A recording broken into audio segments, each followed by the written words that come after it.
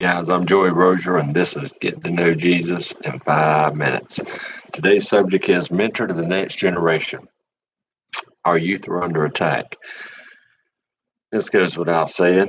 Want to put this next generation together just to kind of give us some foundational things we should be doing and things we need to keep an eye on. It goes without, if we just look around, we have a major problem with the youth. And we're going to continue to have this problem with youth until we get them under the guidance of Jesus. And I'm going to just give you a few examples. And I got a couple of scriptures that'll help us get along the way. The average young person will spend 10,000 hours gaming before the age 21. You can get a bachelor's degree in half of that time. 10,000 hours of gaming. That doesn't include the porn. Porn is a major problem with the youth as well.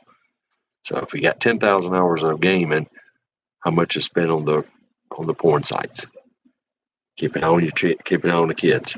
In 2012, the gaming industry tripled revenue of the entire United States publishing industry. Tripled the revenue. That was in 12. Where's it at in 19? It's probably went 4 times now. 40% of our children today are born into fatherless homes. Of the 40%, a third of those are boys who are born into fatherless homes.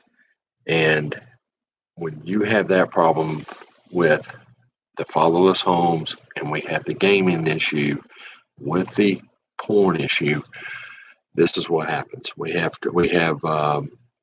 young men who don't know how to interact with women. They don't know how to build social skills. They don't know how to interact with other people or communicate properly.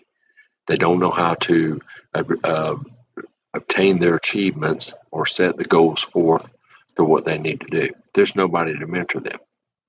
There's absolutely nobody. I've seen this personally with a young person, and it's like they tune out. You're just a figure walking, by them, and it's like nothing. Hey, how you doing? Not straight down, hitting the phone, playing. It's unbelievable. Here's a good one. 3 out of 5 kids reported that they do not have dinner with their parents. 3 out of 5. That's a big number. Whether if it's mom or daddy, nobody. Just here's your food, head on. That's got to change. That has to change. That starts with us, the grown-ups. We've got to be grown up.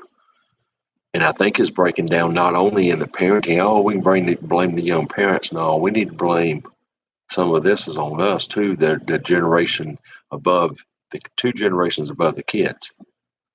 So I'm talking about the grandparents. We got to break down from the grandparents down to the parents, down to the children. That's got to get changed. This makes the kids twice as likely to abuse alcohol and 4 times as likely to abuse drugs. 2 times for alcohol, 4 times for the drugs.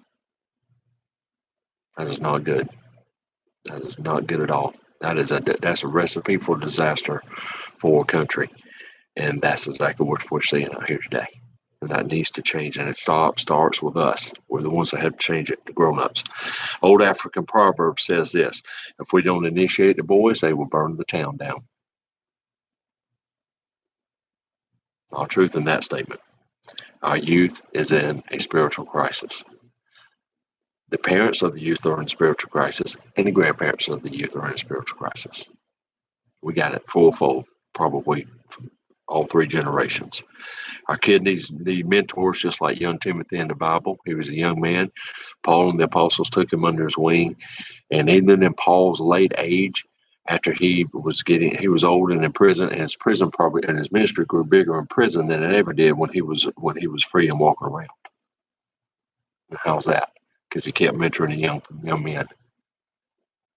So where are our young men today? Where are our young women today? And where's the parenting today?